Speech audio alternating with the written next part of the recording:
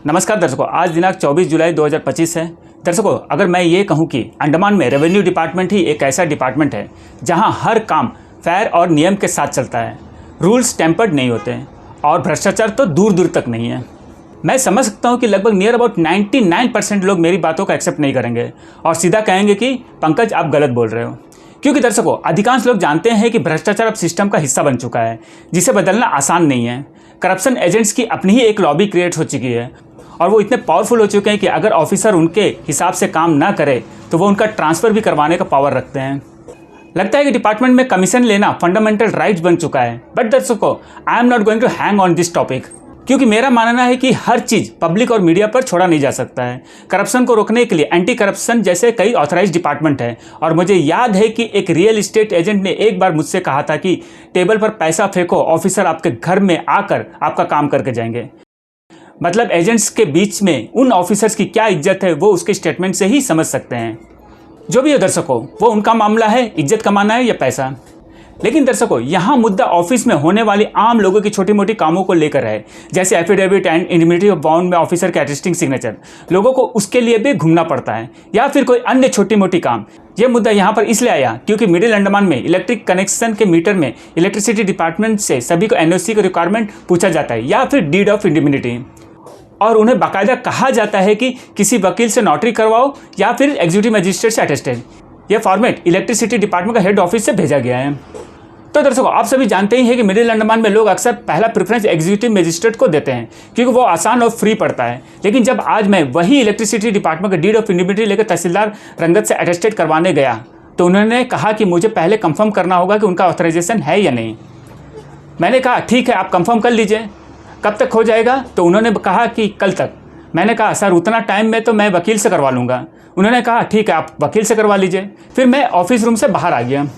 चूँकि दर्शकों, मेरा पेपर आरआई के पास था और वो कंफर्म कर रहे थे, तब मैं भी वेट किया ताकि मुझे भी पता चले कि एग्जीक्यूटिव मजिस्ट्रेट इस ऑथराइज्ड है या नहीं। लेकिन कुछ देर बाद आरआई ने कहा कि ये यहाँ नहीं होगा, हम इसका कोई सर्टिफिकेट देने का रिस्क नहीं लेंगे। मैंने कहा सर इसमें कोई सर्टिफिकेट नहीं चाहिए, it's like affidavit, just attested sign ही काफ़ी होता है। फिर उन्होंने कहा नहीं, इसके लिए एक सर्टिफिकेट इशू होता है। फिर मैं एई इलेक्ट्रिसिटी ऑफिस गया। चूँकि वहाँ एई नहीं थे, मैं वहाँ के स्टाफ से सर्टिफिकेट के बारे में पूछा तो उन्होंने कहा कि इसका कोई सर्टिफिकेट नहीं होता है, सिर्फ डीड ऑफ इंडिमिनिटी होता है। फिर मैंने ये कंफर्मेशन स्टाफ के जरिए आरआई तहसीलदार ऑफिस में करवाया। दर्शकों, इतना सब हुआ, कोई प्रॉब्लम नहीं, मैंने अपना डॉक्यूमेंट्स वकील के जरिए नोटरी करवा लिया। लेकिन यहाँ सवाल ये है कि कई आम लोग जिन्हें न तो नियम का पता होता है और न ही ज़्यादा पढ़े लिखे होते हैं, वो ऑफिस से रेफरेंस लेकर दूसरे ऑफिस में काम करवाने के लिए जाते हैं, लेकिन वहाँ उनका काम हो नहीं पाता। कभी रूल्स का हवाला दिया जाता है या फिर जैसे मेरे साथ हुआ उसी तरह इधर उधर भटकना पड़ता है। यहाँ मेरा सवाल यह है कि सिर्फ आंख घुमाकर चारों तरफ देखें तो कितने ऐसे केस मिलेंगे जहाँ रूल्स को दरकिनार कर काम हो चुका होता है। भ्रष्टाचार का एग्जाम्पल मिल जाएंगे, लेकिन जब इस तरह की छोटी मोटी चीज़ें आए तो रूल्स हावी हो जाते हैं। तो दर्शकों, क्या पैसों से रूल्स को बदला जा सकता है या फिर रूल्स आम लोगों के लिए बने हैं? या फिर डिपार्टमेंट डिसाइड कर चुका है कि एविल मीडिया को टारगेट करो, उसका कोई काम मत करो, उसको नियम में उलझाकर भटकाओ?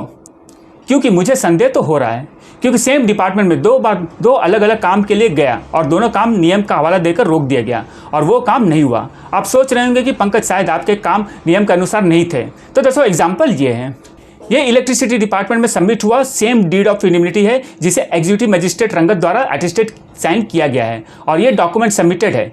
इस तरह और भी कई डॉक्यूमेंट सबमिट हैं, लेकिन मेरा डॉक्यूमेंट्स का बारी आया तो ऑथराइजेशन की बात उठ गई। तो दर्शकों, ये कैसे हो सकता है कि दूसरों के लिए ऑथराइजेशन था और मेरे लिए ऑथराइजेशन नहीं? क्योंकि सच्चाई ये है कि काम को हैंग करना था।